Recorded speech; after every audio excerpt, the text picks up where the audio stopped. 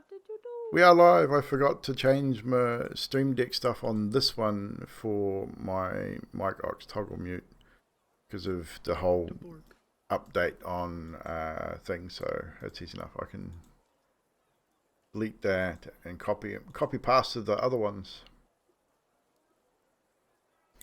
Copy, but we are live, and it's time for D&D. We've had some some little technological difficulties in the background before we got started tonight. Video Ninja has packed a sad, going back to single PC streaming. So unfortunately, we have resorted to going back to Discord. So we've just redone all the cameras and stuff, so hopefully it all works. Everyone's here. Say hi, everyone. We are definitely here, and it's all working. Cheers, Shadow. Appreciate the lurk, buddy. But we are definitely live. Hopefully we can get through this without anyone falling off the Discord, and without me balking it by not having it full screen on my other monitor. So we've got so much shit going on. But anywho, thank you so much for joining us this evening, and we will be kicking off into session 1 of Waterdeep Dragon Heist, which is a D&D 5th edition pre-written module from Wizards of the Coasts. We've been prepping for this for a little while. We had session 0 a couple of weeks ago, and all went very well. We've got some awesome players here with us this evening. We'll just quickly introduce everybody. We have next to me over there, Grim Realities, who is a regular in our channel. You've seen him in the Lost Mines of Heist. He's also playing in my Paradigm 2 campaign as well. And he's been around for a while. Awesome person, awesome player. Glad to have him on board. We have Miss Nutty Tart next to him. People who don't know Nutty, well, if you don't know by now, you never will. But that's my better half over there, Miss Nutty Tart. We've got Neon, the reptile, all the way from Scotland, joining us in the early hours of the morning over there. That's probably why he looks semi-awake, but he's there. He's awake. And again, some of you might remember Neon from the very first campaign that we played way back when.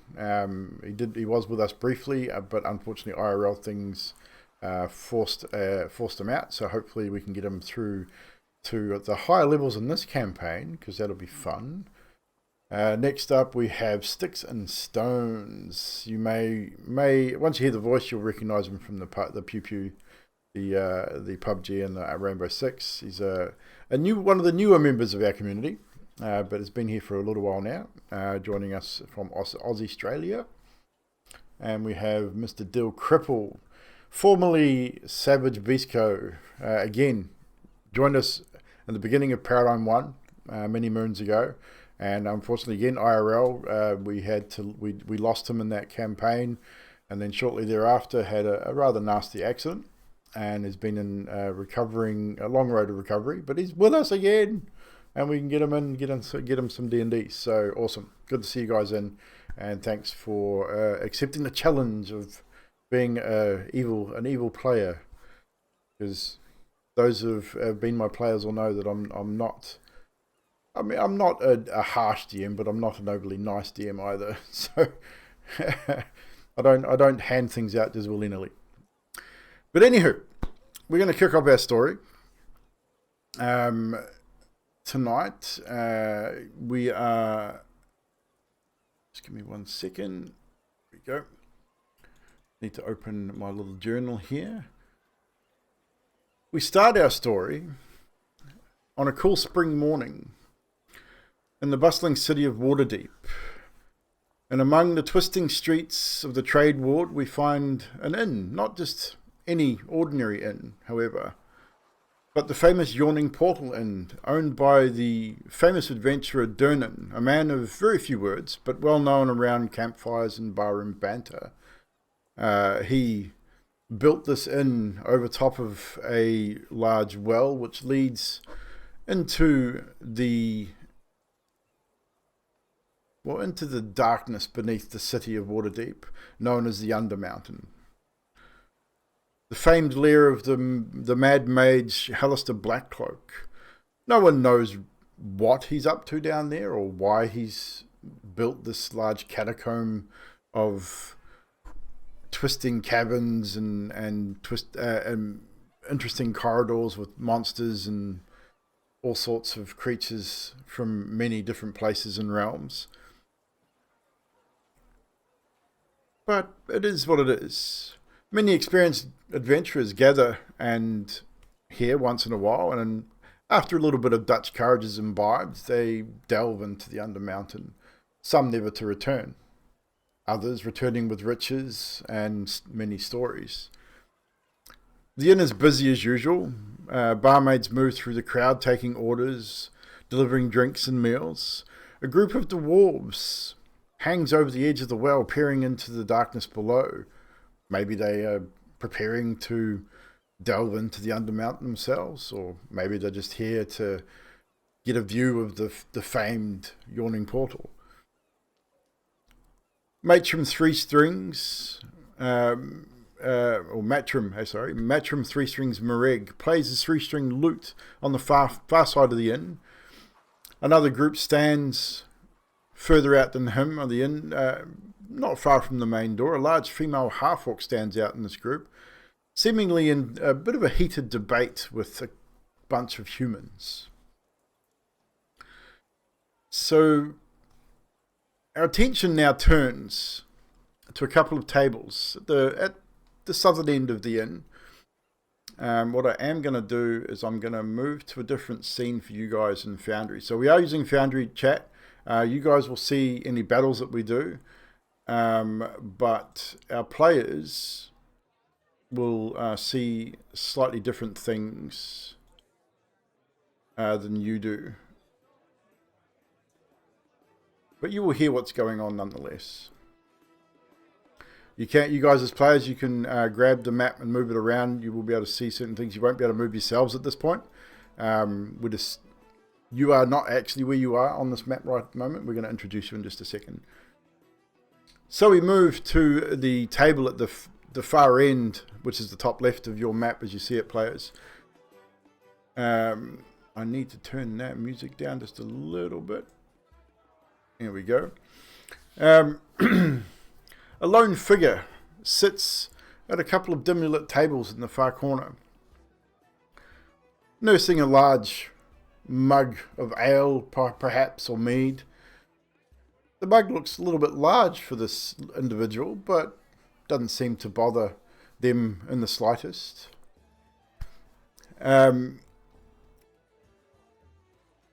So, Neon, would you just introduce yourself and describe what the characters see as they look at, or what people would see as they look over.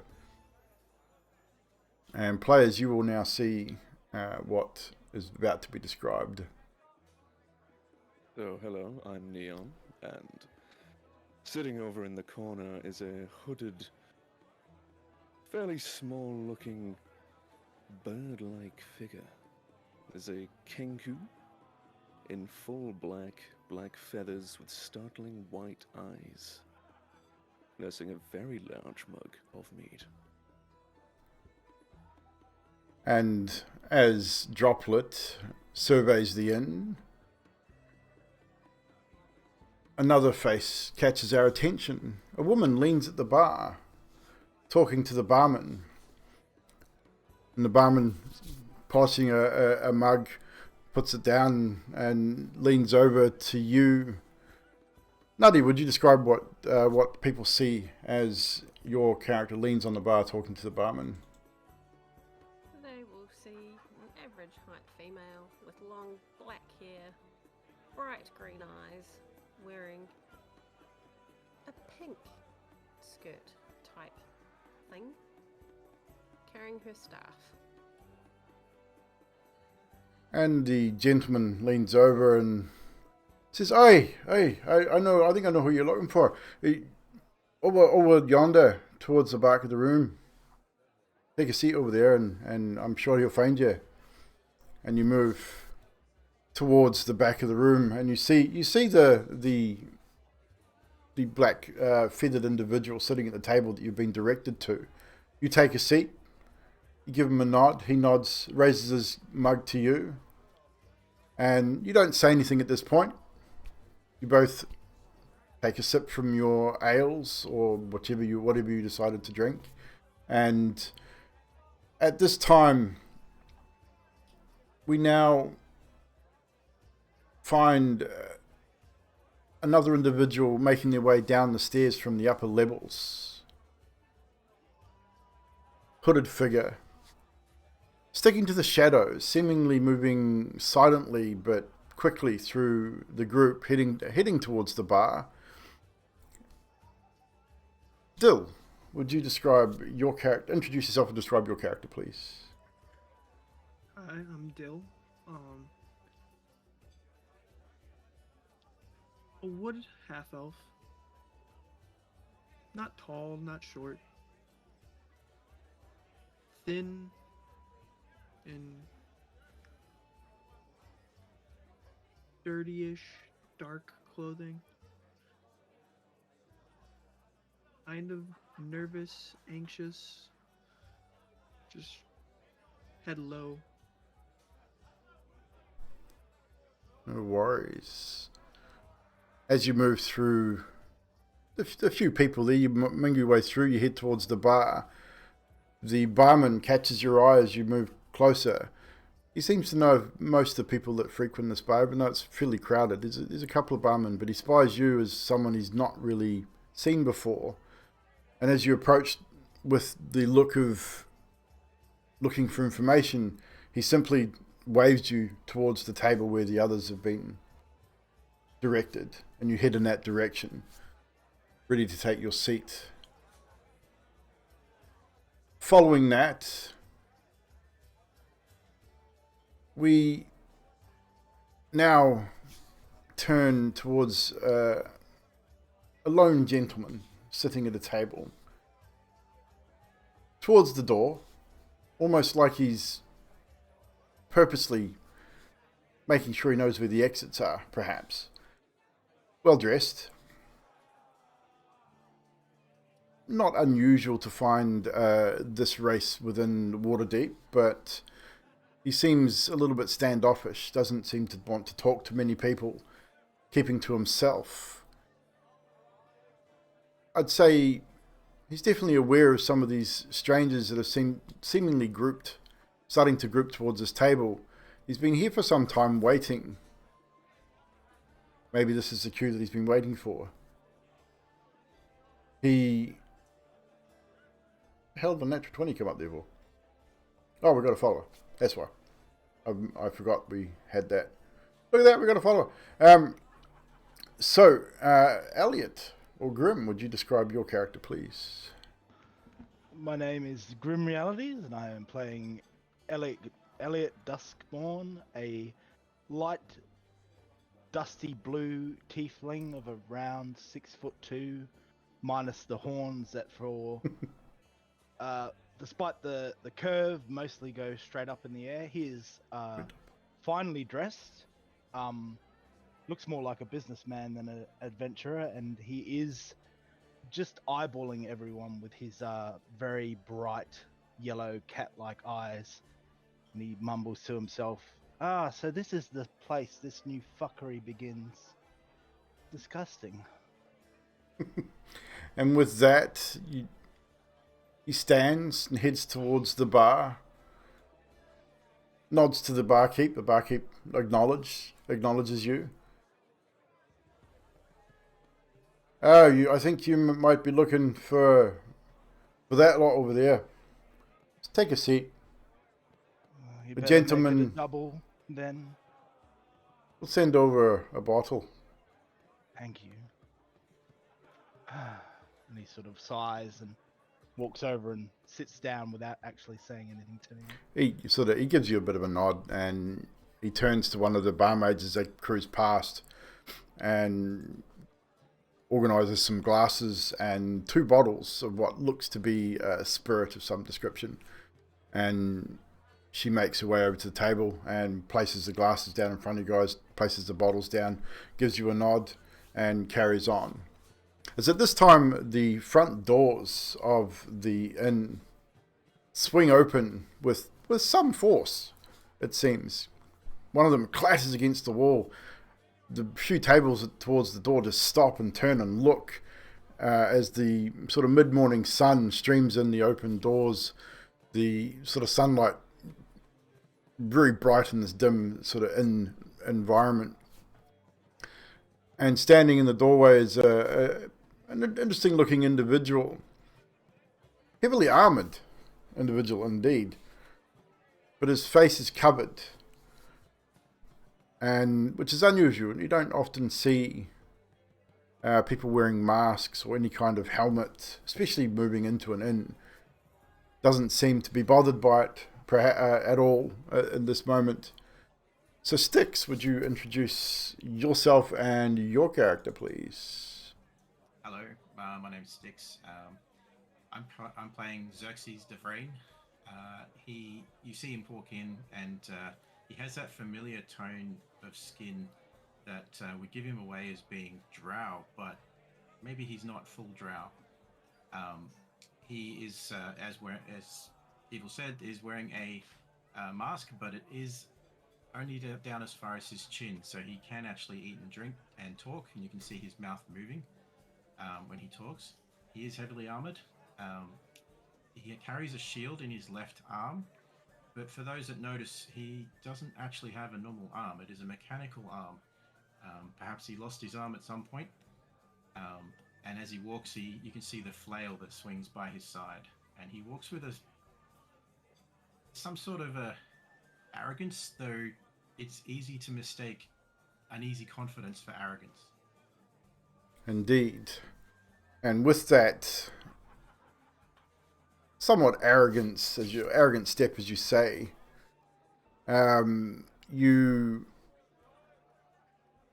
will increase his volume just a little bit.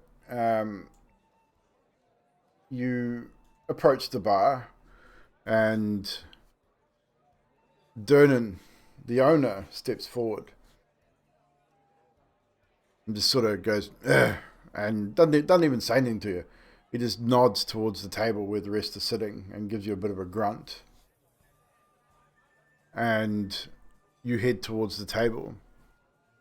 As you take a seat, you look around, and all of you now sort of looking over each other with maybe a little bit of curiosity. You've never met before. You find it maybe a little unusual that you've all been directed to this set of tables, though you've never met. 2 bottles of liquor have been placed on your tables with glasses for each of you. One of the servers comes over and says, "The drinks have been taken care of. Your benefactor will join you when he's able. Enjoy." And gives you a light sort of nod and a bit of a curtsy and leaves you to it. So, what we're going to do now is we're going to turn it over to you as players as you get yourself better acquaint yourselves with one another, as this is the first time any of you are meeting each other. Who is going to be the first to speak? So I assume you all are here for Lord Stevens? Indeed. A bit dim-witted, but his coin spends as well as any. Ah, yes, I suppose so. What do you bring?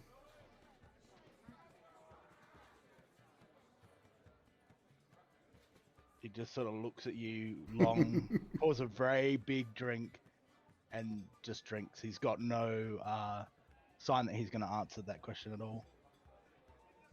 You see, as well as Xerxes is talking, he has a very slight inward breath at the end of everything he says, like he's sucking back drool.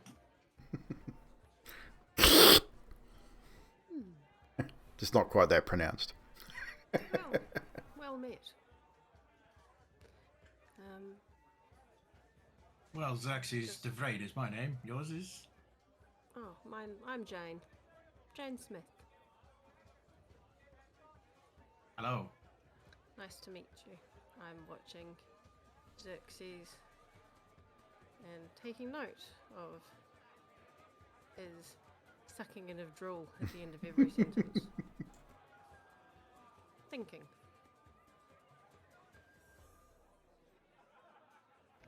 Eggs would probably be noticing this, but just kind of looking at that like, what the fuck? Have we got a bird in the corner? Excuse me, sir. I don't mean to be rude, but are you an avine individual? Droplet looks over to you with his piercing white eyes, opens his beak for the first time, and all you hear is the sound of a single water drop falling into a pool. And then his beak closes. That's going to be You now know I'm going to have to find that sound and play it every time you say that. interesting Yes. to decipher. And I can find that sound. I believe you me. Oh god, Chinese water torture. Oh,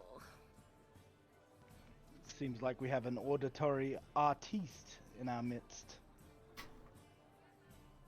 Well, I guess we just sit here and wait and drink these already paid for drinks. I'm just looking at it suspiciously. Who is buying us drinks? You all know that you're here to meet with Volothamp. Be Mr. Geddarm. Yes, Volothamp Geddarm is the individual that you've been instructed to meet here at the Yawning portal. I would say all of you would be aware of who Volo is. He is relatively famous within the Sword Coast. Author, adventurer. So he's definitely earned his reputation. So to wait for such an individual, while for some of you might be distasteful, it's not something that you would not be willing to do, knowing he's probably fairly well off and be willing to pay for for whatever task these brought you here for. It's at this point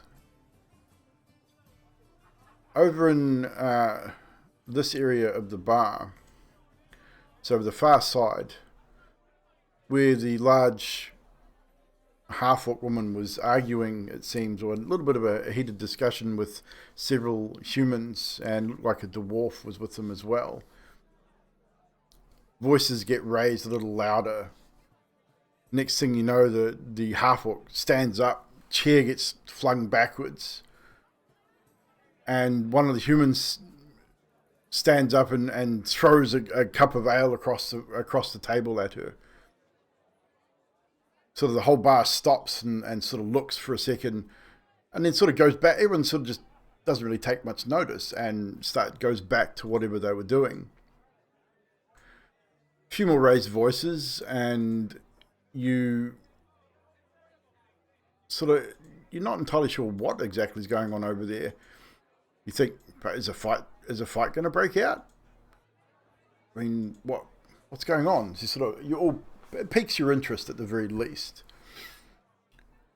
And then all of a sudden, you hear one of the humans, top of his lungs, "Oh, you pig! Like killing my mates, do ya?" And throws a punch, catching the half-orc off guard, right in the jaw, sending her back 2 or 3 feet. She sort of shakes it off, stands up, and you see her flex, and she's built, like she's probably more orc than whatever other race that's in this particular person, but she is large, and she plows into the humans, head first, dives across the table, headbutting the guy that just punched her, sending him sprawling across the floor. Next thing you got a little bit of a dog pile. 2 or 3 of these guys jump on top of her, and a brawl breaks out. My money's on the orc lady. You're probably right there. But at least we've got something to watch while we drink, right? So the music stops as the brawl breaks out.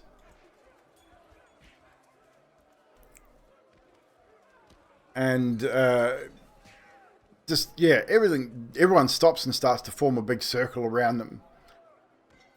What do you do? Droplet grabs one of the bottles off the table Yeah. and walks over to the crowd. Sort of trying to find a gap because he's quite small and slight, just so he can wiggle his way through to the front to see what's going on. Easily enough done. I mean, as I say, Droplet is small enough to sort of duck and weave in through legs and bodies as they sort of clamber to try and get a good view of what's going on.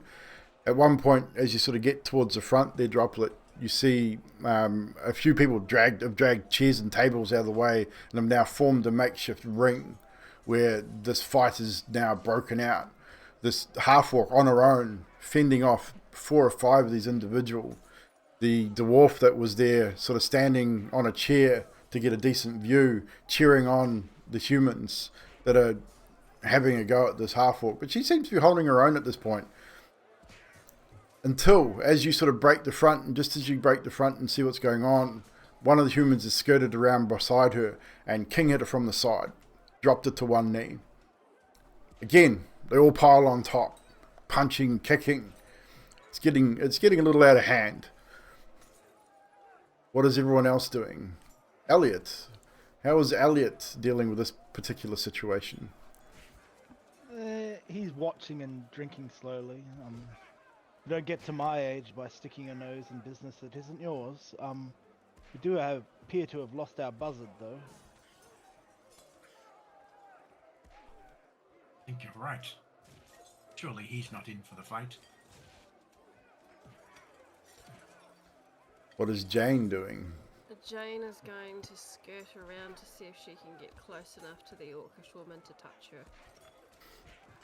Okay, so you're going to have to move your way around, definitely. It's going to take you a little bit to get there, but we'll come to that, back to that in a second. What is Dags doing at this point? Is he staying at the table, or is he moving to see what's happening, or what? Dex has just kind of deliberately turned his back to the whole fight. You know, he Just keeps an eye on where everyone just disappeared to, but you can't do that if your not back's turned. wanting to, well, like, he's keeping an eye on, like, who's still around. Okay. But he deliberately doesn't want to even look at it. No worries. And what is Xerxes doing now that Jane has left the table as well? He sort of slouches back and turns his chair to face the battle, drink in one arm, and just sort of leans back and kind of hard to see. Like, for me, you guys are, because you're seated, you got a ring of people around the fight. You can see things being thrown, occasional body sort of launched into the air and it sort of runs back into it. Someone gets biffed into the side of the crowd and gets thrown back into the fray, but it's kind of hard to see exactly what's going on. Droplet, from your view, where you've managed to squeeze yourself in there, this half-orc seems to be not doing so well. She's, 5-on-1. She looks like she could hold her own, but unfortunately these 5 or so humans are now starting to get the better of her. They're starting to wear her down a little bit.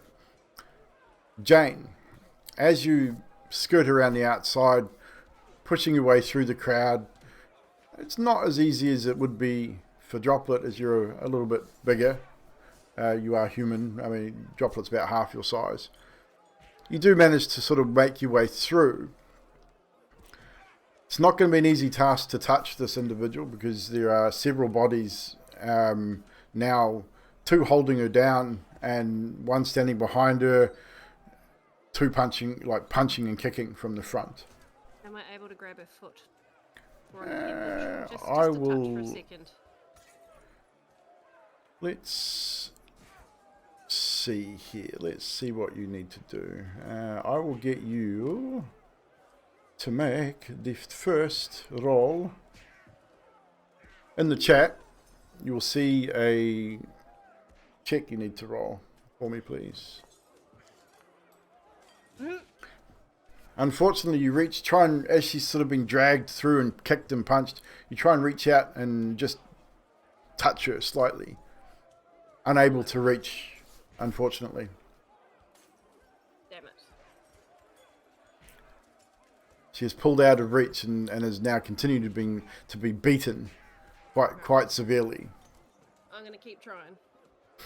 You can't just keep trying the same thing over and over again. It'll steadily get worse, like harder to do.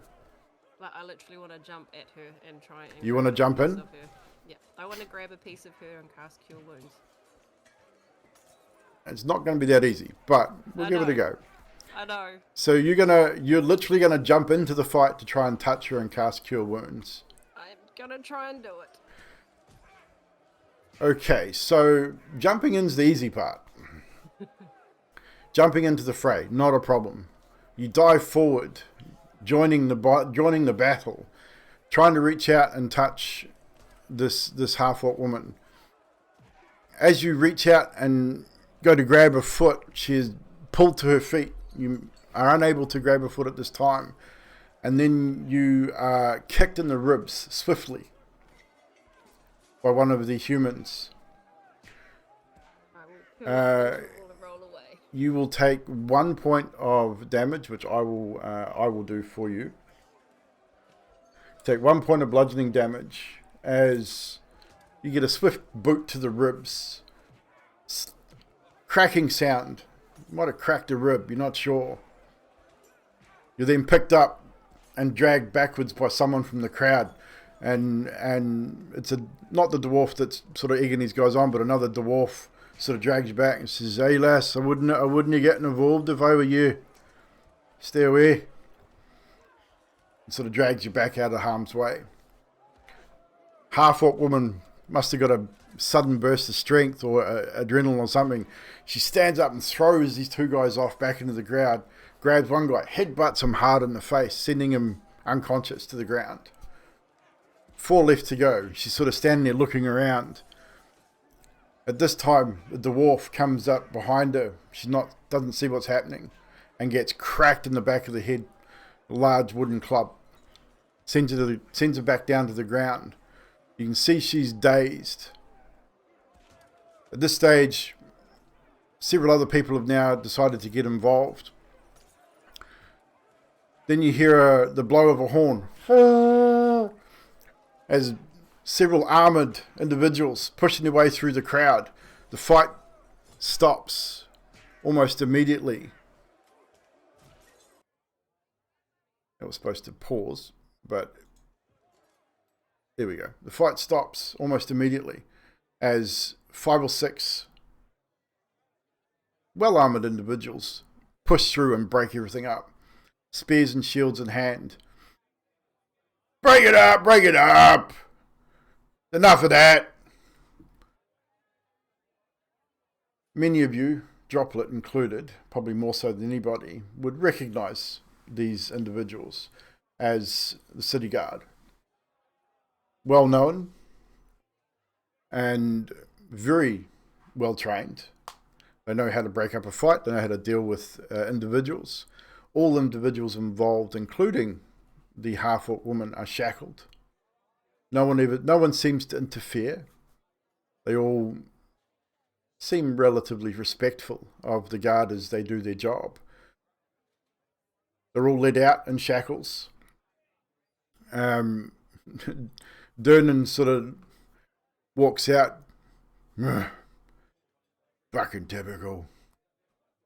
Another mess to fucking clean up. And he walks over and talks to a couple of the barmaids who start cleaning up the broken plates and glasses and bottles and things.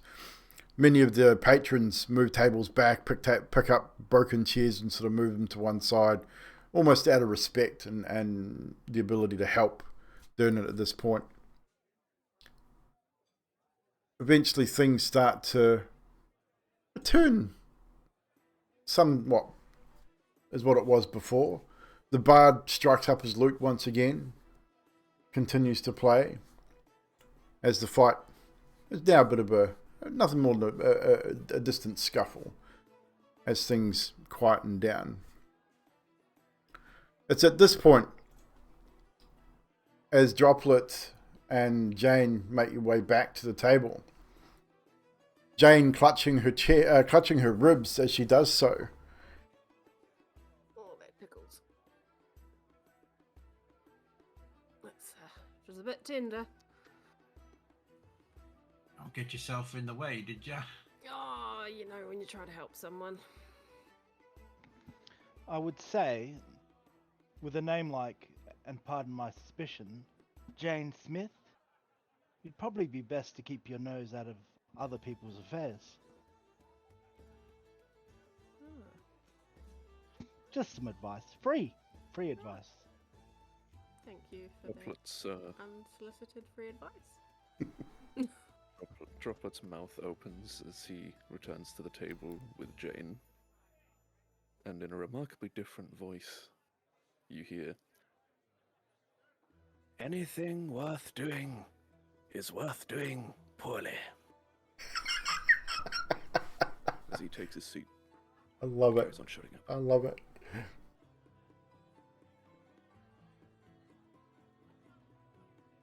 Do you know something about doing things poorly?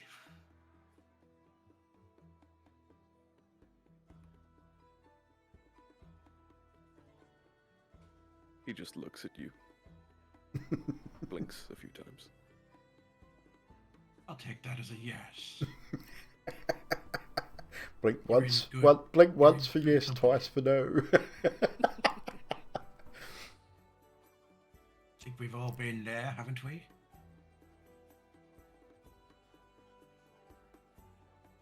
Not a very talkative bunch, are you? Dags would just kind of avert eye contact at that. Well, my advice might have not gone down very well, but this will, and he pours a drink and slides it over to Jane. Why, thank you. She lifts it and downs it in one. Back to waiting then. Yes, that was good. Yeah, Oh. now you can feel your throat and not the... Not the ribs. I'm going to cast Cure Wounds on myself. What, for 1 HP? For 1 HP. Seriously, for No. 1 HP? No. Not a good I'll idea. just quietly slink Good off and ever. see if I've got anything in my... 1 HP is not going Second. to... I mean, you got a sore ribs. It's a bruised rib. You'll be fine. You said it was broken. I said it was possibly cracked. It's bruised. Well, you can see it's cracked. I didn't I'll say be it was fine. cracked. I'll I said whack a poultice possibly. on it later. You're going to put a poultice on a cracked rib? Okay. Whatever floats your boat, Jane. Anywho. Go big or go home. Fair enough, too. Fair enough. Anywho, as you continue, you take your drinks and you wait maybe another 30 minutes or so, maybe an hour, you're not sure. People come and go.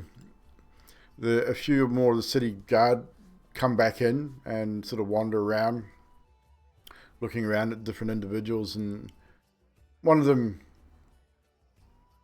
stops maybe within 10-15 feet of your guys' table, just pauses and watches for a bit.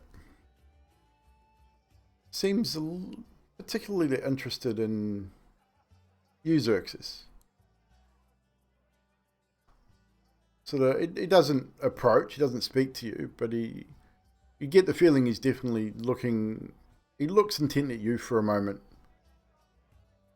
and then sort of scans the rest of you at the table, and then eventually turns and carries on. Has a bit of a word to the barman, one of the barmaids, and then eventually heads out of the portal. That was interesting. I was about to offer him $3, 3 gold an hour. I thought that was rather strange and unusual. $3 an hour? I mean, 3 gold an hour. 4? And you don't worry. It's fine. Okay. Where do you hail from, Xerxes? I come from Daggerfall. It's a bit further south from here. Okay. Good travels? Yeah, not too bad, I suppose, but I've been around the place a bit, and I just find myself situated at Daggerfall these days.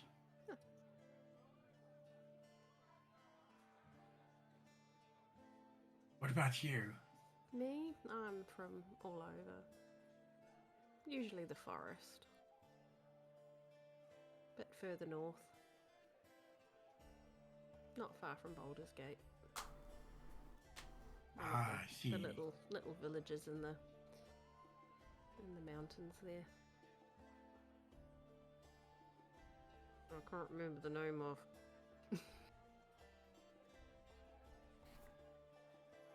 Google search Sword Coast and find a map, and you'll will. figure it out. Not that it's overly important, but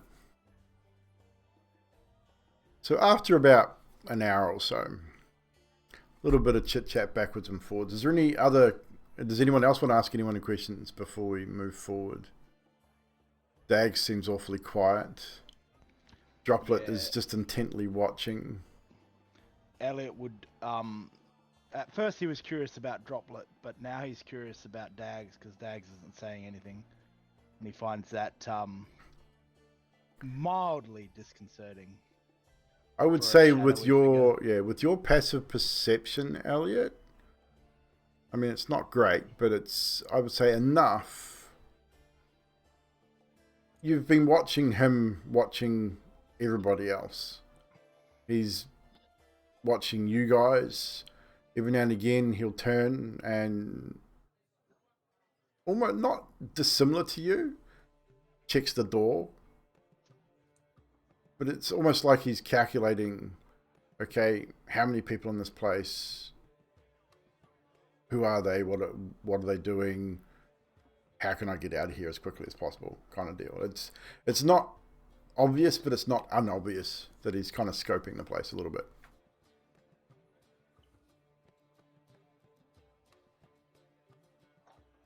What's a half-elf got to be so cautious about in a town like Waterdeep, young sir?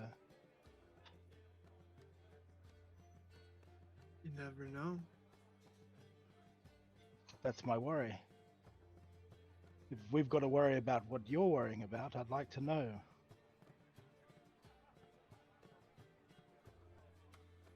Nothing particular. Never is. Till it's too late. That is true.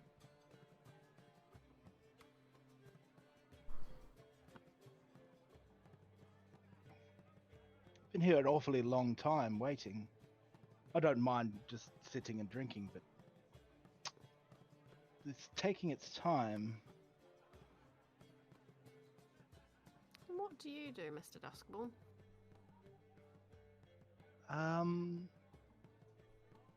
Urban bounty hunting. I travel for work. And you, ma'am? Oh, potions. Droplet interrupts that by raising his glass to Elliot Duskborn. He'd probably raise his glass back. He's friendly.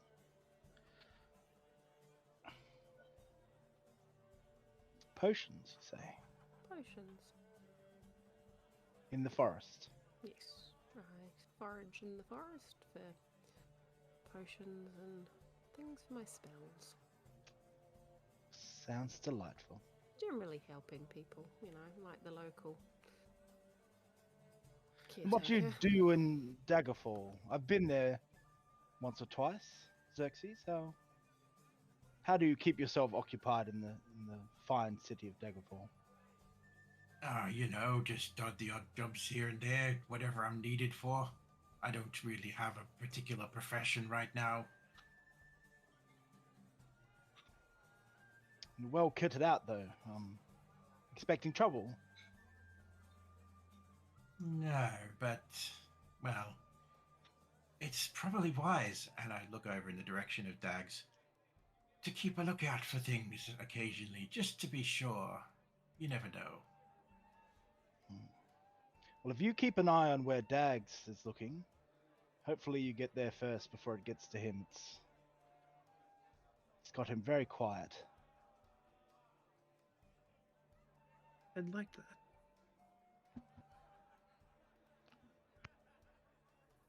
Well, you know, I have had some experience in the past in battle, but you can probably tell it didn't go so well, so tried my hand at it and lost my hand. You know. We'll have to try the other next time then, shall you? Can't you? Well, there is two of them. I suppose it is worth losing both. Or, no. How would I drink then? And as he pulls a face, you see even more of his gums than you would normally expect to see. Kind of like me, no teeth. Oh dear. You seem good at losing things.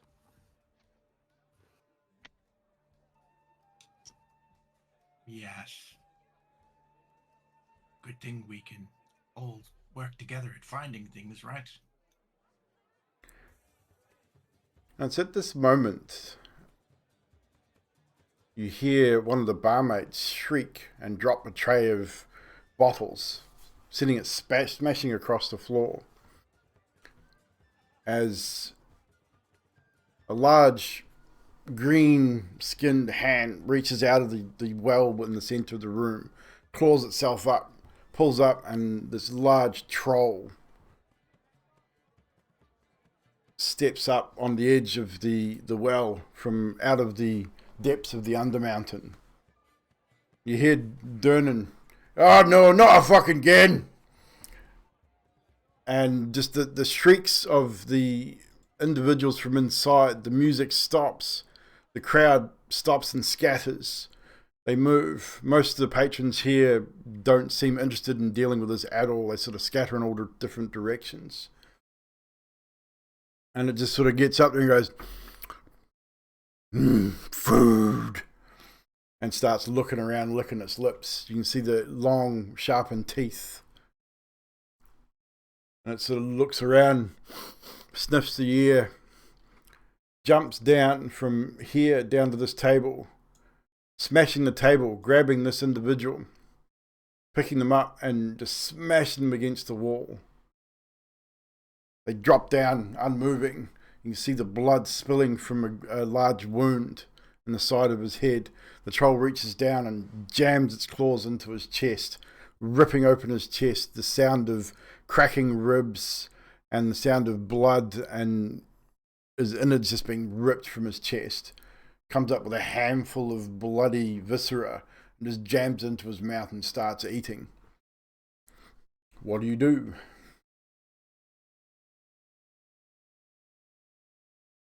There's always one to spoil the party, isn't there? Shall we? Look around at the Droplet others. replies with, What did you do, Nutty? I clicked something I shouldn't have. Clearly. Sorry.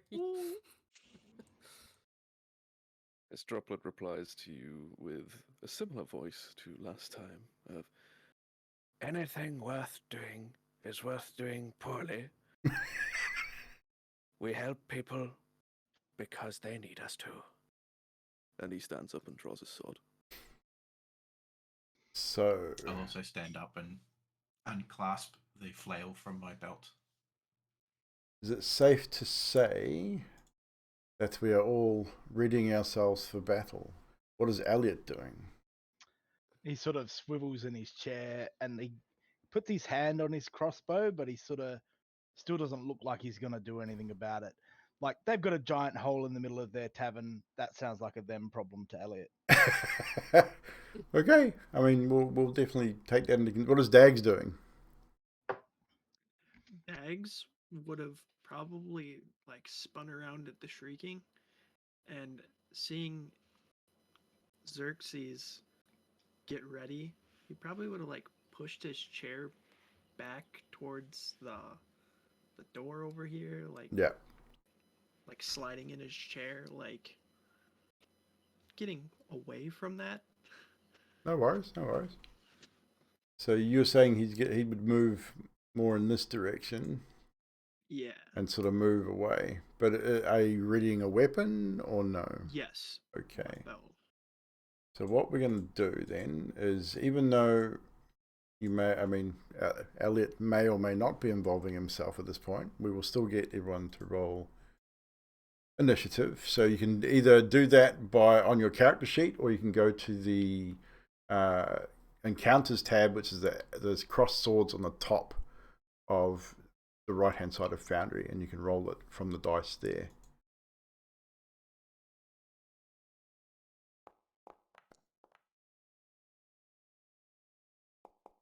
I think I've got Pan. No, should be good there. I was waiting on Jane. So Jane, top right is the swords of Foundry. Thank you. You got it. You found it. Yay. It wasn't that I was looking at. I'm like, where is that on there? Okay. We're now entering into initiative. Now, Elliot, you have got the initiative. You seem to have, even though you're sort of nonchalantly sort of turning, put your hand on your crossbow, you seem to be a little faster than most. So we're going to begin our combat with Elliot. He sort of like lifts his crossbow a bit. He's like, "So much to take it you'd like this troll's attention this way?" And he sort of holds up his crossbow and he looks at them for like maybe a hint of like, yeah, sure, like shoot this troll in the butt and bring it over here, and then they probably won't give him an indication. So he just sort of sits there waiting to release a bolt into the troll. And he's Okay. like, just shrugs. So you're going to hold your action? I'm gonna hold my action. No worries. So if someone tells me they want me to do that, because it seems really stupid to Elliot. Yeah. You can see, like, what you can see is that, like, most individuals are scattered, sort of moving to try and defend themselves. You see one or two maybe looking at perhaps being involved. What you do notice, though, as you look around and see the bar, you can see Dernan. He's got his cloth as mug, and he's just shoved it to one side, and he's fiddling with some contraption. You're not entirely sure what it is, but he seems to be putting something together behind the bar, preparing for something. So that is your turn. Your action is held. Xerxes, it is now your turn. He just gets up from his chair. You can move if you want to move in this now. I've unpaused it. Yep. So you can move yourself where you want to go and do what you want to do. He will try to run as close to he can get. So if you're not familiar with Foundry, if you wanted to rule out how far you want to go, hold control, and from your character you can draw a line, and you can measure it out. And then if you let control go with the mouse button pressed and hit space, you will run that full length. Or you can use your arrow keys to move. All right, he's going to. Well, actually, he's going to try and squeeze around the side. He can actually get to here. Well, I did try to do that. Did you say let go of the control and let it move? Yeah, so you got to hit spacebar to move right, move the line. Yeah, there you go. He's going to move up to there, and he's going to ready his action for when he can strike within melee. So you're going to hold your action until no worries. You can, if you want to, you can use your action to get closer, which will mean next turn you can full attack, or it's up to you. So you've got a bonus action which you can use to move into melee range now and attack next turn, or you can just wait and use your hold an action until it gets within range. I'll stay here and hold my action for the moment, just positioning my sword in front of me with my flail swinging. No worries. Duly noted. Droplet, you're next. You're the furthest away, however, over in the corner. So Droplet will follow. How am I doing this? It'll auto-rotate, so don't worry about that too much. So you can either use your arrow keys to move, as I said, or hold control and then drag a line out and hit spacebar to move the full line. going to move that walking distance that Yep. I have there. And as I go past Elliot, I will simply nod. Not a word said, just nod and move the rest of my distance up in So, that direction. in that case then, Elliot, with the nod from Droplet, do you loose your arrow? Yeah. So target... He still thinks it's very stupid. Okay, we'll hold you there for a moment. You're going to hold your action as well, Droplet? So we're Yes. going to bring it back up so Elliot can do his thing. So Elliot, you're going to use your action now to loose your arrow at your target. Hits the troll. The arrow flies, and it flies true, dealing 9 points of piercing damage as it strikes the troll. My God, that music's loud. Sorry about that. Strikes the troll in the upper shoulder. As it does so, it turns, blood and entrails dripping from its mouth. Opens its jaw to growl or hiss or something, but and a chunk of entrails just drops to the floor, splatting to the floor. More food! And that is definitely caught its attention, shall we say. Hooray. So, with that, it is now the troll's turn. Moving into the first individual it sees, which will be you, Xerxes, because you're right there. So you have a held action as well. So you can target the individual, which I think you either double right click or alt click, and it should target it. And you can make your attack. So you can either, there we go, epic flail. Misses with a 13, unfortunately. The troll is a little quicker than Xerxes at this moment. As you raise the flail, swing it forward, it moves slightly, parries it off to one side. It then turns, growls, the stench of blood and gore right in your face as it growls down towards you. Targets you and attacks you. It has a multi-attack.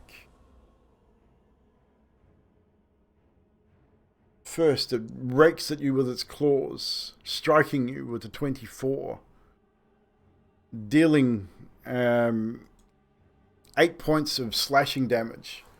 Down over your mask, down across the bottom of your chin and neck, almost pulling your shield away as it does so. It then bites at you, missing. You bring your shield up as it goes to bite down onto your shoulder. You bring your shield up just in case, just in time, and it clamps down on the top of your shield, catching nothing but shield. And its final bite attack, also missing. Lucky for you. As you defend yourself under your shield, the rest of you watching on as you see Xerxes taking that massive claw and then bringing his shield overhead to defend himself from its onslaught. Jane, it is your turn with Dags on board.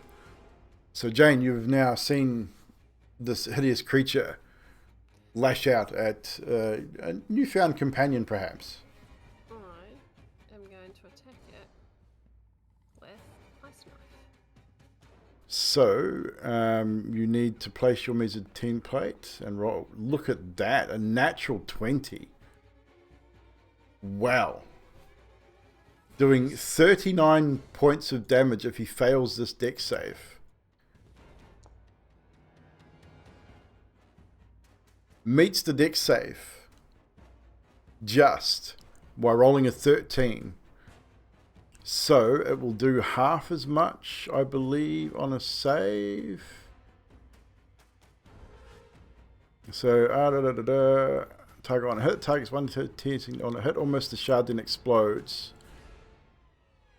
26 cold damage. So it's going to take half that damage.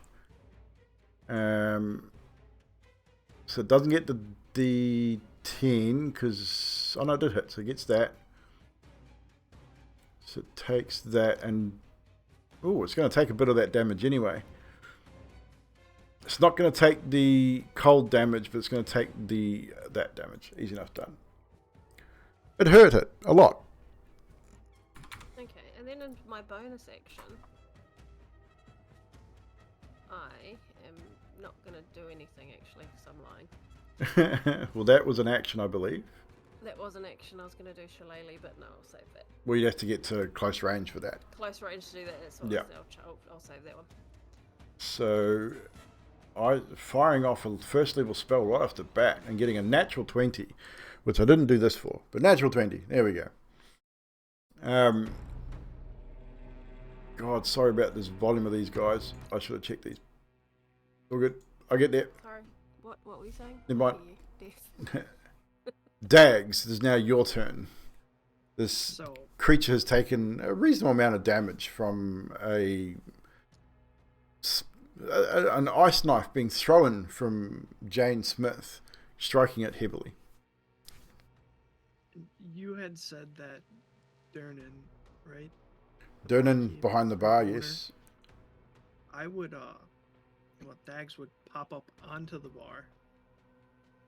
Yep. And kind of look down to him and be like, "What you got there?" In the midst of a battle, you're going to talk to the barkeep in the midst of the battle. He just looks up at you and with this look like, what the fuck do you care? And he just goes back. He goes back to whatever he's doing.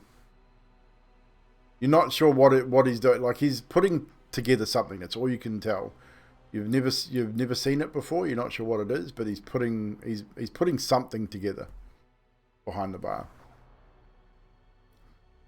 And with that, he would shoot an arrow at the troll. So target the troll with Alt click and shoot your bow. So you should better roll it from your character sheet or your HUD, whatever. There we go. There we go. Ooh, so close to a natural 20. Still hits, dealing, we got there another 4 points of piercing damage to the trolls. Another arrow strikes the troll center mass. Doesn't seem overly phased by this, however. Anything else, Dags? That's it. That's it? Oh, yeah. So with that, you can do that if you wish, or you can leave it up to me. Up to you. Elliot, you're up. Xerxes, you're on board. So Elliot, the troll is still up. It has taken a bit of damage. You've seen Xerxes miss with his flail and take a heavy blow. You've seen Droplet rush forward, getting ready to attack.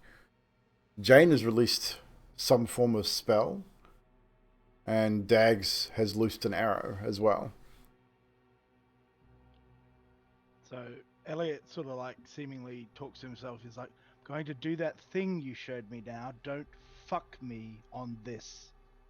And I'm going to send an Eldritch Blast out at the troll. And what you hear with that comment is, "Don't hurt yourself now." Damn. Eldritch Blast hits the troll, doing 9 points of force damage.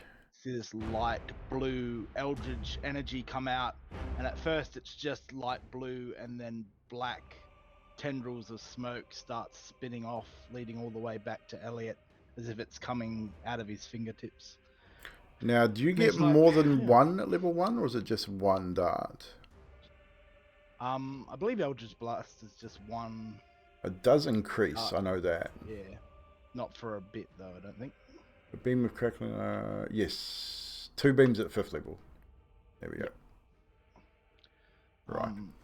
And that will be me, and I will just breathe a very heavy sigh of relief at the fact that that worked. And No worries. hope that my companions can take care of the rest. So yeah, what you will also notice is as the Eldritch energy strikes the troll, and it sort of staggers it a little bit. But you probably notice it more than anyone else, Elliot, is that hint of necrotic shadow sort of streaks across the impact zone and then disappears. Almost like ash, like ash from a fire gets blown away. It sort of disappears and wisps away. Probably more subtle that probably you would only be the one to notice it. Xerxes might at his close range, but you definitely did. So, with that, is that your turn, Elliot? It's not going to move. I'm gonna stay seated. Stay seated. Xerxes, I will. it's your turn. I will spit a gob that's been building up after the hit Yep. on the side of my face. Just spit it on the ground, and we'll wind up the flail and go for an uppercut.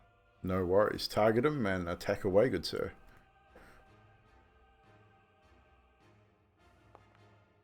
Missing, unfortunately, with a 9, with a roll of a 4. This really is the epic flail, isn't it? The troll, again, this time catching the flail mid-swing and throwing it back down, forcing your hand sort of back down to the ground a little bit, and sort of gives you a sideways look, and sort of drool, almost matching your own, dripping from his mouth, except for his is more bloody and red from what he's just eaten. Is that your turn, Xerxes? Yes. Droplet, it is your turn. Holy crap! My bad, I'm sorry. My poor ears. I know. I've got to try and catch them before they switch to the next song. So, Oh, that was loud. Actually, what I might do is this. And yeah, you carry on. I'm going to sort this stuff. There we go. We're good. I don't have to be stood underneath his hand to be in range, do I? Where Xerxes is, you should be fine. So He's yeah, a just large next creature, to so he Xerxes. takes up like 10 feet. So where you are, you could Nice. probably get down to here and definitely be in range. You could probably even get over onto the table behind him, and you'd be able to skirt around him. Like the So skirt, yeah, you'd have enough from here. movement to get to there easily enough. and then skirt up there. And you said double right click to target, yeah. That's either double right click or alt click. So alt click probably would work better. There we go. Yes. Excellent. And you may attack, good sir.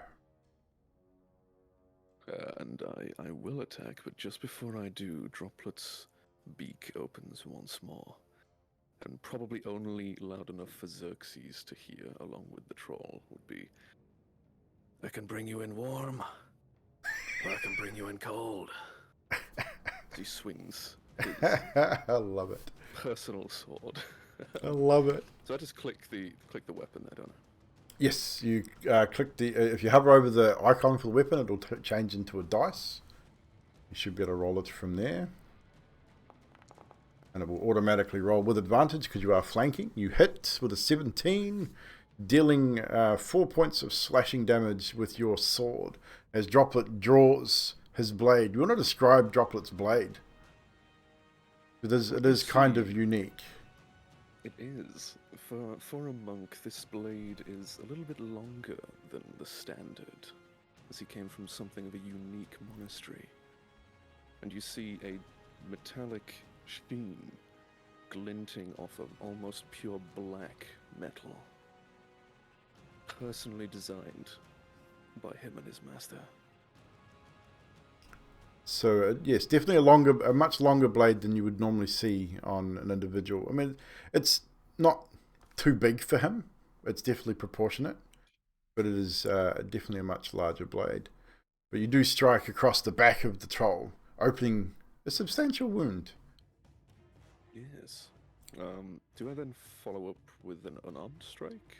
You were using that one-handed. You can use your Yes. bonus action to unarmed strike. You just will not get your bonus, any modifiers to it. So you just roll. You just attack as normal with your unarmed strike, which you should be able to do from there as well. and which you've got one there for a bonus. You'll see it as a bonus action. So I think it's the top one on your character sheet.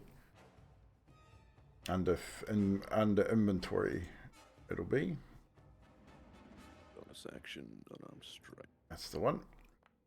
There we go. Still hits, and it'll do only 3 points of damage because you do not get the modifier, but it's still damage. So you do 3 points of bludgeoning damage as you smash him in the kidneys with your offhand as well. Just be aware, if you use your weapon two-handed, which I think you can with yours, Yes, you lose the bonus action. But you're good. You're good. So with that, the troll takes a slash to the back and then a crack to the kidneys. I'm going to try my new little doofer here. It's now the troll's turn. So we're going to select these two and we're going to roll a fate roll. And I should have rolled that publicly. We're going to reveal to everyone. We rolled a fate roll, and Droplet, you were chosen as the intended victim of this. As you were the last to attack the troll, it turns, spins on its heels, and targets you. What do we get here? It also has a little feature. Droplet, as he turns, you see the wound, one of the arrow wounds, as he ripped one of the arrows out, the wound itself just slowly knits and closes right before your eyes. And then it raises a large clawed hand and strikes down at you, hitting you with a 24, dealing 8 points of slashing damage. And I would say almost sending you off the table. You're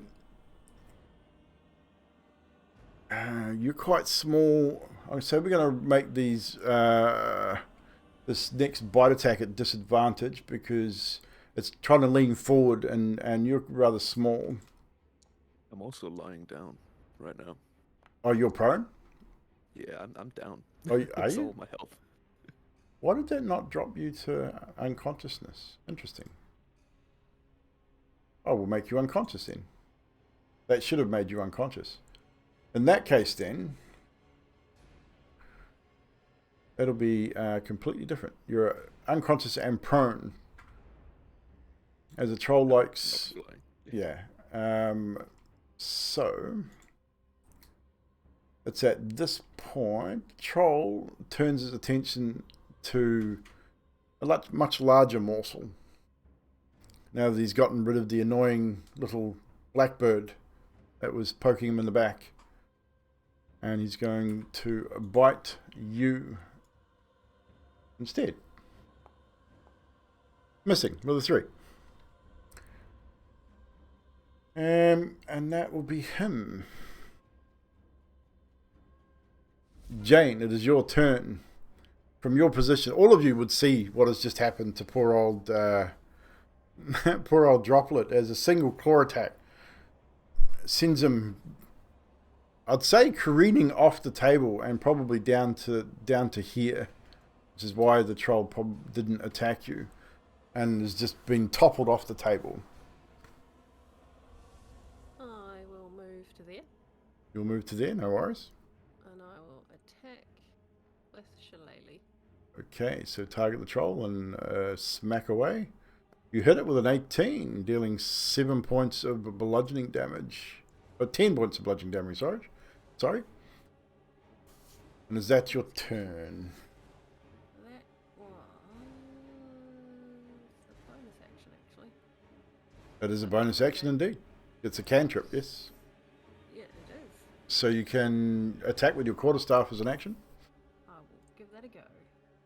Inventory quarterstaff. 19 to dirty 20 to hit. Look at that. Doing 1 whole damage. Because your strength is shit. But hey, damage is damage. So you watch as Jane manifests a magical weapon, smacks the troll, does some damage, and then grabs her quarterstaff, spinning around, cracks it again, dealing a little bit more damage. And I mean a little bit. And is that your turn, Jane? You've moved, bonus action, action, that is you. That is me. Dags, it is now your turn. Well, as I'm loading another arrow into my bow, I turn to the owner and just be like, "You better have something good back there." He ignores you. You hit the troll, dealing it 3 points of damage with your bow. It's looking a little bit bloody. Take it back. It's looking a little bloody. Is that your turn, Dags? Did we lose Sticks? Or has he just turned off his camera? I know he must have walked away. Oh, there he is. Yep, that is me. I thought I'd lost someone.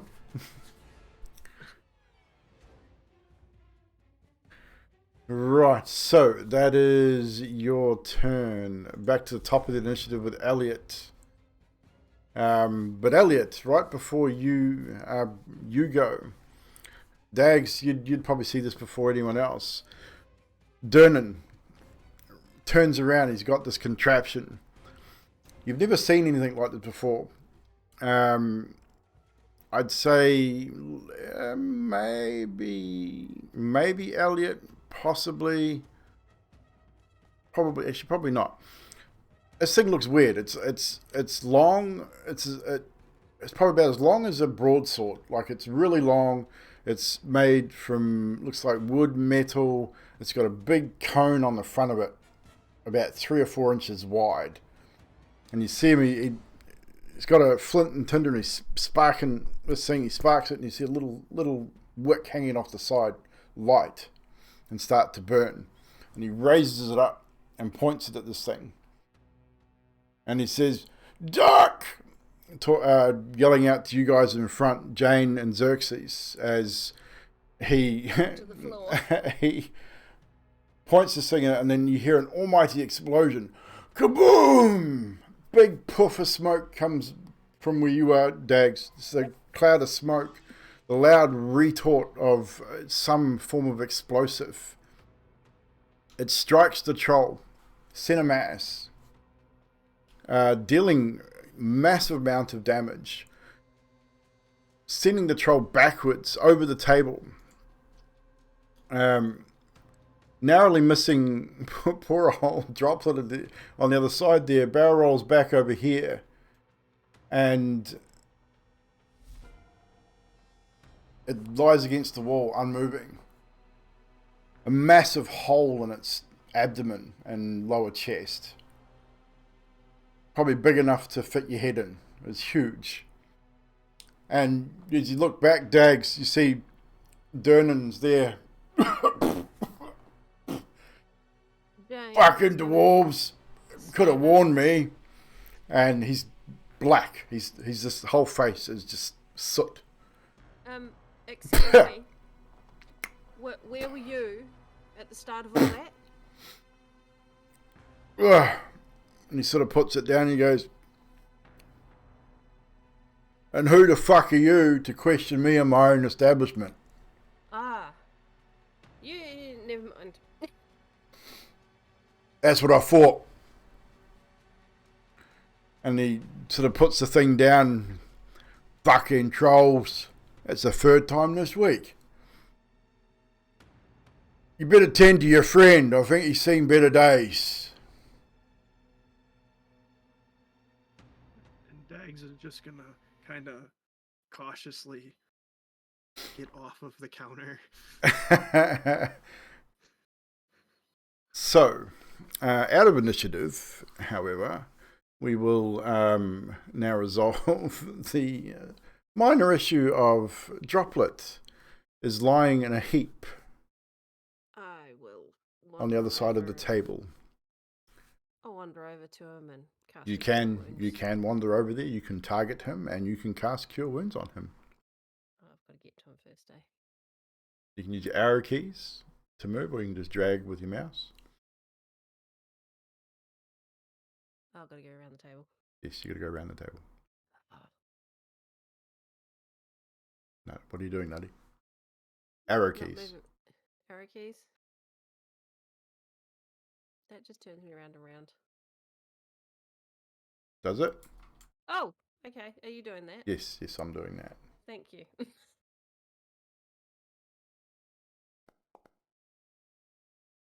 So you have. That's him. Did you target him first? Yes, I did. Why is it not letting me add that to him? Anyway, roll a d20. Oh, that's not a D20. Just the d20 at the bottom of the chat. How do I clear it? Just clear it. It's like it's text. Highlight it with your mouse and clear it. With delete. Okay. You fail. But you give 10 points of healing to little old droplet over there. What was I failing on? See if you crit heal. Do you not remember the session 0? Yeah. So, droplet, you are no longer unconscious. You are still prone, but you are conscious. As your eyes blink, your wounds have magically healed. And healed rather well, in fact. The large wound, I mean, it's going to leave a bit of a nasty scar under the old feathers there, but it's definitely feeling much better than you just were previously. As Droplet gets to his feet and checks himself over and looks over at the what I can only assume are splattered remains. Oh yes, there. I Of mean, troll. there's a large trolls. Like, I mean, as much as you see blood there, it's lying against the wall, sort of hanging on the stairs with a large hole in its torso. Excellent. He just looks back down at his talons, makes sure he picks up his sword, and opens his beak, and the entire tavern, over any other noise in there, just hears this thuggish voice go, "You stupid bird!" as he takes himself back over to the corner, sit down and have a drink. And about this time, people start to sort of move back to their tables and stuff. It takes about an hour or so before eventually you see some gnomes, 2 or 3 gnomes and a couple of dwarves come in and start to dismember the troll and remove it from the portal. They can't. They're not. It's too big to move out on its own. So that, like, they remove an arm and a leg and like just start cutting it up and putting it on a little cart and they clean up the mess and stuff. But they're more or less butchering this thing in the portal right by the stairs and removing it from the inn. So I will end the combat session there. You will get some XP from this as well. So in the chat, you guys can all add. Just click add, and you'll have enough to hit level 2 with that little encounter.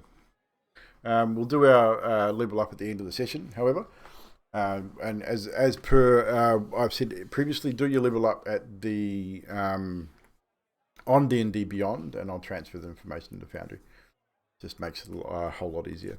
But we'll do that at the end of the session, which we're getting close to. So, with that, Durnan sort of you can see he's put his contraption back under the bar, and he sort of thinks to himself. You see him sort of scratching his head. He's muttering to himself, "Well, maybe I should just leave that there." And he props it under the bar, fully sort of put together. You get the impression this is probably the first time he's ever used it. Seems like it might be a gift of some sort. And it was very loud. It's left a bit of a scorch mark on the bar, and he's still covered in soot from waist to head, like he's just covered. His hair's sort of blown back. It's definitely an interesting contraption, to say the least. A fine weapon you've got there, barkeep. Much like a fine lover, takes a bit of time to get it going, but when it does, can be quite an experience. You know what I that- did? I forgot to switch to the battle map. Oh, poo. through that, but well, I'll remember for next time. It's all good. But anywho, he sort of looks at you and goes, yeah, it was a gift from a friend. I wish he'd warned me, though. Fucking hell. It was very loud, and you sort of see him bringing his ear out. Did you say the third troll this week? Yeah. Lucky it was just a troll. All sorts of things come out the hole, but part and parcel is why I built this place. It makes it entertaining. Right you are, then. Have you? I mean, surely you've heard of the dungeon, like the Mad Mage and stuff. Surely. Yeah, but I didn't think you'd be mad enough to not board it up or something. How do you think I made my fortune? How do you think I built this place? I went down there and found some pretty cool stuff. Like Right you are. treasure for days. I'm getting too old now. I can't delve like I used to. Took an arrow to the knee, you see. Bit of a bum knee. Yeah. At least it wasn't one of these things to the knee. Would have blown my leg clean off.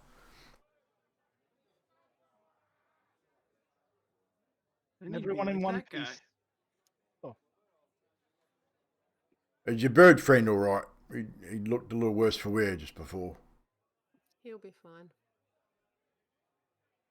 Suppose you should. I suppose you should shout you a drink then, shouldn't I? Considering you helped. Not many people do.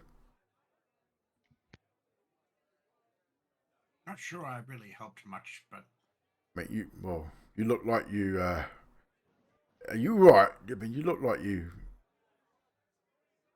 oh, Took this is nothing. It's fine. I mean, your armor took the brunt of it, but man, left a big fucking scratch mark on that thing. So lucky for your shield, eh? Like you would have bit your head clean off. yeah. You're Yeah. absolutely fantastic distraction, sir. Fantastic. And with He that, might he have, carry on. He might have had a bit of a sick stomach if he did bite my head off. It's not that pretty under here. You saw the troll, right?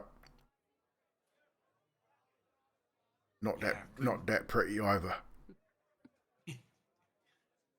You're right. Well, I'll take your word for it. Anywho, I owe you. I think I owe you a drink. Durnan's the name. Owner and proprietor of the Yawning Portal. And a thank you for your assistance. You're very welcome. And he hands over another couple of bottles. These bottles are a little bit more fancy than the bottles you had previously. And it's at this point a gentleman wearing fine clothing approaches. He's he seems a little not disheveled, a little nervous, and maybe he's a little cautious to begin with. But he approaches. He approaches slowly, and so make sure we'll put you all back at your table. Oops, excuse me. He approaches you all, and I would say out of any of you, Droplet, you've probably recognized him. You've probably seen him around Waterdeep before. He has a reputation, definitely. His reputation in Waterdeep's not as stellar as it is around the rest of the Sword Coast, however. He has a bit of a reputation of being a bit of a loudmouth and a bit of a boaster, and sometimes not being able to back up his stories, shall we say. The rest of you, he walks up and eventually bows quite deeply. He says, "Bravo, great show. Excuse me, allow me to introduce myself. Volothamp Geddarm at your service. I believe we have a mutual acquaintance, and this is why you are here. Forgive my tardiness. I had to attend some business, but I'm here now, and we have a little bit of business of our own to attend. Well done. It seems my friend has definitely recommended the right people for what I'm in need for. You've proven yourselves. He looks over towards you, Droplet, and says, "So sorry you fell. I hope you're feeling better." Droplet opens his beak and you just hear, "Don't be sorry. Be better." Of course, right you are. Well, and he strokes his. He's got a moustache. He's got dark hair, but he's wearing fine clothing. He sort of strokes his moustache. Let's take a seat and chat, shall we? Let's get down to business, as they say. Durnan, drinks for my friends, if you will. And Durnan sort of says, "I've already got drinks. And you haven't paid your last fucking tab." Oh, right, oh, of course. At this point, end of the week. opens his beak again, and he says, perfectly imitating the troll.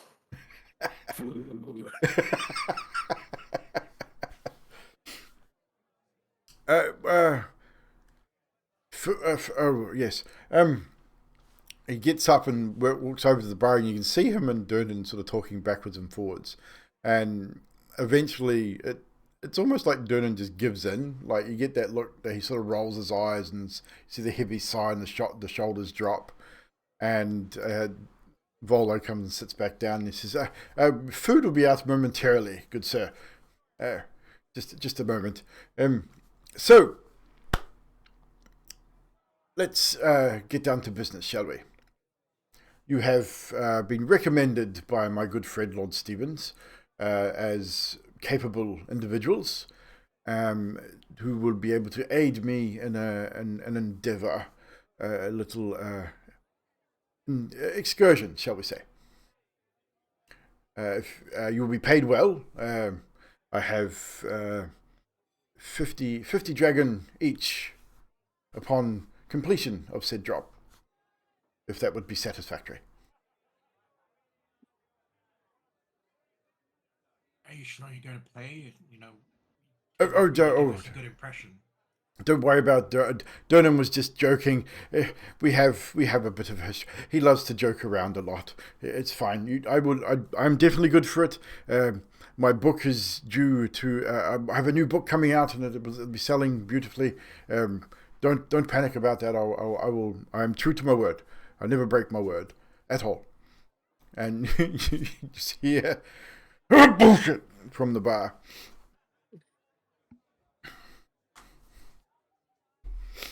All right. Well, you better put your money where your mouth is. I can pay you 10% now, and the rest upon completion, if that would be satisfactory. A down payment, shall we say.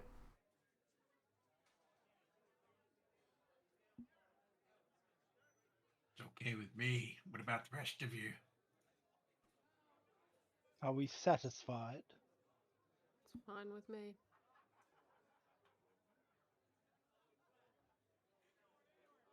Don't feel like Mr. Daggs is going to be satisfied until he's out of here and in somewhere he's more comfortable, but I feel confident that I could say 10% of what he's about to earn probably wouldn't go astray. And the bird, Bird? How do you feel about this?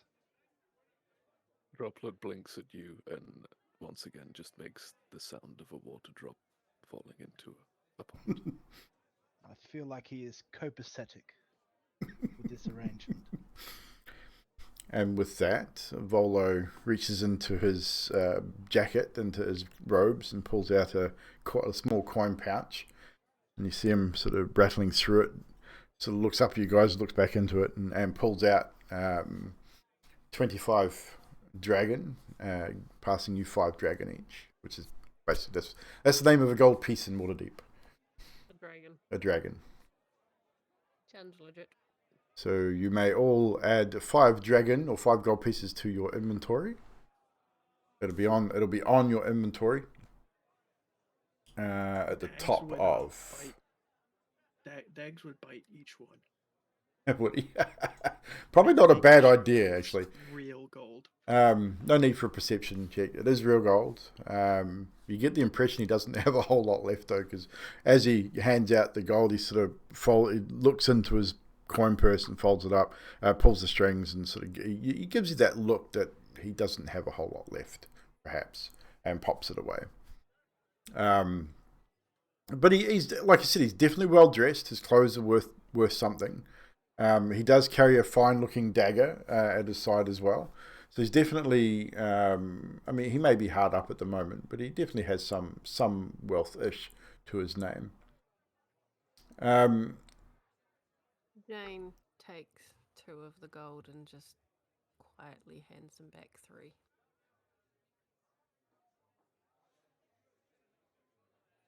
He looks at you and sort of gives you a bit of a look, and then pushes the 3 back across the table and says, no, this is your payment. You take it. You'll get the rest upon completion, as promised. I can keep it safe for you over here. It's fine. Now, I take it you have noted the violence in the city of since you've been here, and you guys would have noticed, as like you've been here for maybe a day or 2 before coming to the Yawning portal. Droplet, you live in Waterdeep, so you've definitely noticed that violence within the city is on the rise. There are more clashes with the factions within the city. A lot of the guilds have even come to blows of late as well. So there is a surge of violent outbursts or violent incursions across the city. And as Dernan has even mentioned, that the portal has been more active of late as well. Normally there wouldn't be a troll or anything else coming up through the portal as often, let alone 3 times a week. Or 3 times this week particularly. I haven't seen so much blood since my last visit to Baldur's Gate. It is one of those places after all. But I fear I've misplaced a friend. Amid these, amid the malevolence and the things that are happening. When I say misplaced, I believe he's been kidnapped. Or something along the nefarious lines. His name is Floon Blagmar. He's got more beauty than brains. He's a very attractive fellow, but not much up top, unfortunately. I worry he took like a bad way home 2 or 3 nights ago. I mean, if he has been kidnapped and no one's asked for ransom, and it may be worse, he may have even been killed, I don't know. But if you would track him down, with all due haste, if you would, and return him to me. What does he look like, this Floon? Pretty. Like, very pretty. I don't know that I have a picture of Floon. I think I have a description somewhere. And sorry, what was his surname again? Blagmar. Blagmar, thank you. So Floon Blagmar. Blagmar. So he's pretty. He's very attractive. I don't actually have a description of him. I'm slack. I'm sorry, but I will get you one Do before we the know next session. What kind of race is he? Human. Human. Okay. That's all Yep, sweet. A pretty human. Pretty human. Like me. But like me. So is that, were you asking out of character or in character? In character. Well, then stay in character. That was very nutty of you. Sorry, it was very, very nutty of you. So Volo, he seems on the level. Like he definitely doesn't seem like he would be lying about such a thing. But he just says, I can offer, as I said, I will offer you a further 45 dragons each upon returning Floon, my friend, to me, or at least finding out what happened to him. I mean, I would hate to think what would happen in a city like this. I believe he was last seen. What was the place called? I mean, I may have been responsible for getting him into trouble. It wasn't in my intention, of course. But well, I met him for drinks at the Skewered Dragon a couple of nights ago.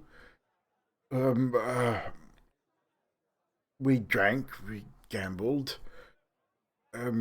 for a couple of hours, but I left him there.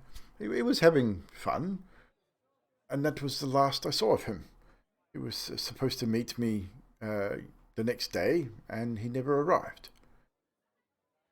So maybe that would be your first place to start. I mean, The Skewered Dragon. Okay. indeed. Definitely not much, but certainly a start. You've tasked us with looking at a large city that has many humans for one attractive human, as you say, in a city full of both attractive and various degrees of unattractiveness. Yes, going to I agree. It will be difficult, which is why the price. I mean, Do you have any of an item of his at all? Would you? well, have an item why? of his? No, why would I? Excuse me. I don't know, handkerchief or. depends on what kind of friend you were, I guess. You might. I mean, I can tell you what he was wearing. I mean, he was wearing a long, noble jacket in sort of reddish brown color. He has sandy brown hair, right? Not quite shoulder length. As I say, young, attractive, wearing a red scarf. It's like a bandana type scarf around his neck, and green trousers and brown boots, if that will help. Thank you. I just googled that. Marvelous. Do you have quite the tab at this place of gambling? No. Tab? No, definitely not a tab. A debt of sorts? Debt? No, of course not. I mean, I don't. I mean, we only gamble with what we have. I mean, I don't borrow more. You didn't gamble away this floon, did you, sir? No, of course not. What do you take me for? Does this Floon have lodgings in the city where he might have left any belongings? Well, I'm not entirely sure where Floon. I mean, he may have been staying at the Skewered Dragon. Like we met here in Waterdeep. But I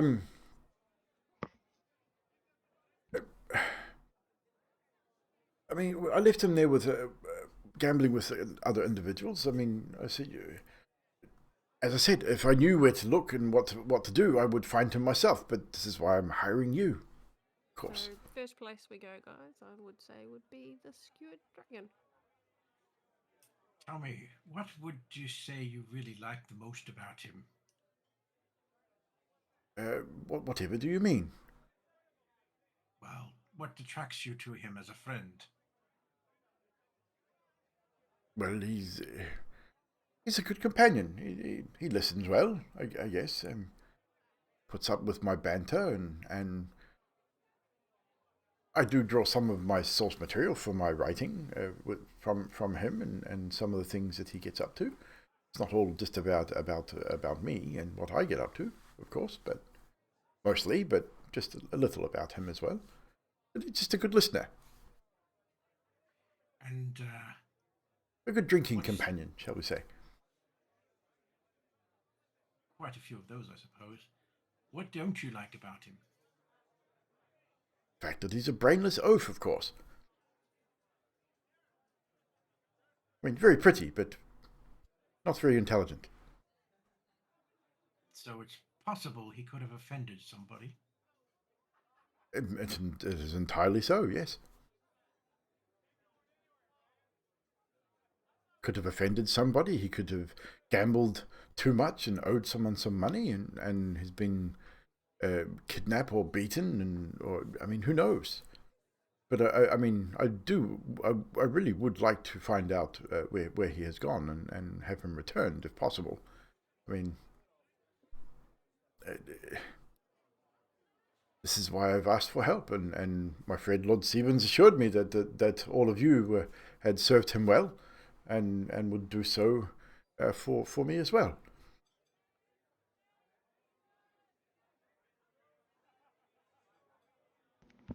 I think we can probably do something about it, but I guess we were just trying to get as much information as we could. Indeed. If I had more, I would offer it. Believe me. It's something to go on, something to start with. I'm familiar with this sort of an inquiry. Is there a way to contact you if we need to pick your brain a little bit more? Maybe you'll remember something you've forgotten. Of course. You could leave a message here for me at the Yawning portal. Dernan knows how to contact me, and I normally come here at least once a day, usually in the afternoon, if that would suffice. I'm sort of I'll be here for at least the next few days. I am set to travel to north soon, but I'd rather find out what happened to Floon before departing.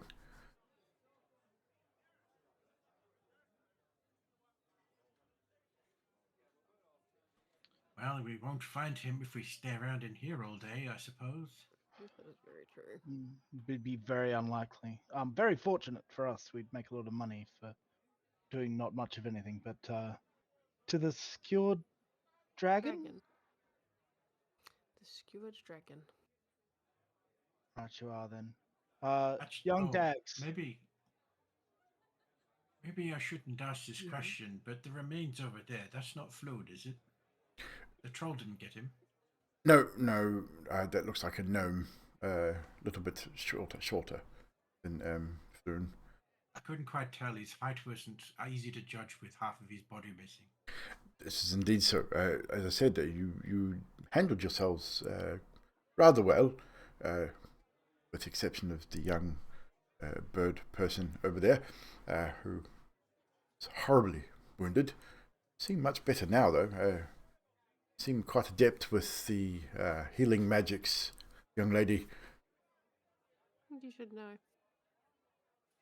Did I? I have worked for you before with healing some of your menagerie.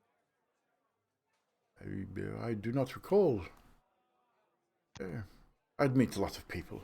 Don't be offended. That's okay, I'm not. We never actually met personally. Well, there you go then. Friends. Right, of course. Well, there you go then.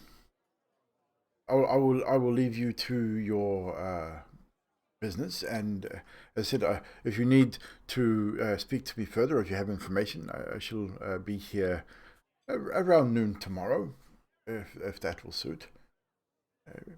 Let's say noon each day. The Yawning portal, if you have any information, or need to speak with me again. I think we can agree with that. Indeed. Are we ready to take off then? Yes. Indeed, Looks at indeed. Droplet. Did Droplet get his food? Yes, food was brought to the table. He nods. So with that, you head out into the city. 1 second. Oh, wrong. On the wrong. Got 2 windows open. Get on the wrong one. And yoink, we go back to this one. So you head out into the street. And you are at the Yawning portal, which is the big black spot on the middle of the screen there. And you are looking for the skewered dragon, which Droplet would probably have an idea where that is. I myself forget. No pressure, Droplet. Yeah, no pressure, Droplet. Yes, that is a thing that Droplet would know. It would be. Communicating that would be much harder. Yes, though. exactly. But we're probably going to call it there anyway. It'll give me a chance to organise myself a little bit. I was a little flustered with the start with all our technological stuff. But we did say we're only going to run for a couple of hours on these sessions, so we are going to call it there as you head out into the street, intending on heading to the Skewered Dragon to start your investigations between Net Street and Fillet Lane in the Scales District. Oh, there you go. Overcord knows where it is. Look at that, in the Scales District. The Scales District? Which I believe... We don't have a Scales District. He's full of shit. Dock Ward. No. Dock Ward. It's in the Dock Ward. I see Ship Street. No, Fillet Lane and Net Street. Ah. But like I said, I will... there we go. Got it. There you go. I mean, not the players can, not that anyone else can see that anyway. That's just for you guys. So, your destination will lead you south from the Yawning portal. You will follow Snail Street. What a name! Slowly, you will follow Snail Street. Okay. Droplet's got short legs, so you're kind of following Droplet. So it will be a slow walk. Leave a bit of a slimy trail behind. Xerxes one with a drill, so bit of a snail trail with a drill. But that'll be it for us guys tonight. Thank you so much for hanging out. I do appreciate it. Thank you, players. As I said, we are running these sessions a little shorter than usual, mainly because not tomorrow, but usually Nutty will have work the next day, and she's not a person that hangs up late anyway. So Nutty is the one in the New Zealand time zone we're sort of working with. It is what it is. Trashy wants us to kill Jane Smith. Kill me already. I mean, you already killed Namaris in the first campaign. What, you want to kill Nutty's character? Ananari. You don't want to kill another one of Nutty's characters. Holy crap. So you guys did get a level up. So before the next session, which will be 2 Fridays from now, which will be the 7th of April. If everyone is able to make it, let me know in the Discord. If we have to alter it, we'll alter it. But I will pencil it in the Discord for the 7th of April. Where you guys got in those 2 weeks, do your level up on D&D Beyond. Choose any new spells. I don't think anyone gets any new spells at level 2 anyway. But do your level up. Let me know once you've done it in the Discord, and I will transfer that information over to Foundry. And yeah, so well done guys. Again, a quick introduction around the room. We've got Grim Realities playing Elliot Dustborn. We've got Nutty Tart playing Jane Smith, the Druid. We've got Neon Reptile playing the Kenku Monk Droplet. And I must say it was pretty funny so far. Little things Droplet has come up with. Sticks and Stones playing the half drow paladin Xerxes Devrain, and Dill Cripple playing the half wood elf rogue Dags. And we got a tiefling up there, and Mr. Grimm is a tiefling warlock. So interesting group of characters here, and we're gonna see how well they get to gel with each other as a group as they move forward. I will be more organised next week, next session, and hopefully things will run a little bit smoother. But we didn't do too bad, I don't think. Hope you guys enjoyed yourselves. Chat, I hope you enjoyed yourselves. I hope you enjoyed the story. I haven't really been looking at the chat, but I would like to thank everybody for coming along. Wicked England. We did get Crafty Griffin with a follow as well. Thank you very much. Appreciate that. And I think Dill did a thing and was 25 months on the resub too, so that was awesome. Oh, there we go. We got the other day. Yeah, was that yesterday? It was yesterday, wasn't it? But anyhow, I'll say it anyway. And we got TMK Doom with the follow as well. Thank you very much. We're 8 followers away from our goal, 1,500. So we're getting close, guys. 8 away from the follow goal of 1,500. So we should be pretty cool. We are going to raid before I forget. So, who are we going to raid? Undercover's playing R6. We normally try and raid a D&D channel if we can. If we can. I mean, it's not absolutely necessary. I don't think we've got many people playing D&D tonight. Let's have a look. Critical Role's doing a rerun. We don't need to raid them. I think they're pretty sweet. Recon Live as a recommended channel. We've got Judge RPG. They've been running for an hour. That's an Aussie. Another Aussie stream. They're up the top row as well.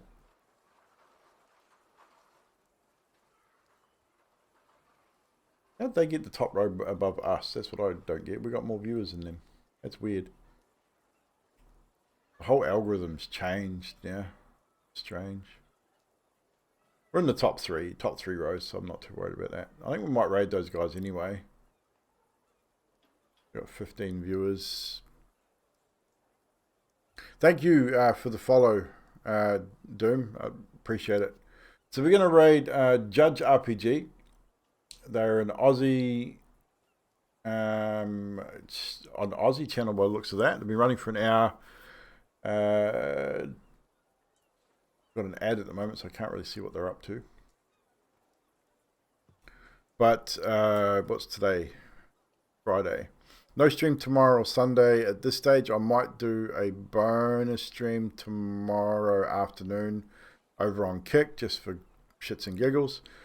But come back on Monday for map making Mondays. More Dungeon and Mad Mage maps, guys. So that'll be a bit of fun. Level 2. We're up to level 2. So I don't know what they're up to, but we're going to go raid these fuckers. We're going to raid these guys. Cheap. What's up, Drax? So we're going to raid these guys.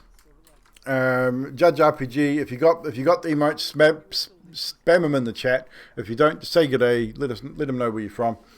And we will see you guys on maybe sometime over the weekend for the bonus streams, or if not, Monday for map making Mondays. Thank you once again, chat. Thank you, players, for session 1. A success and a level up. I didn't actually expect to level up, but you did well. I was was interested to see whether you guys actually entered into that battle or not.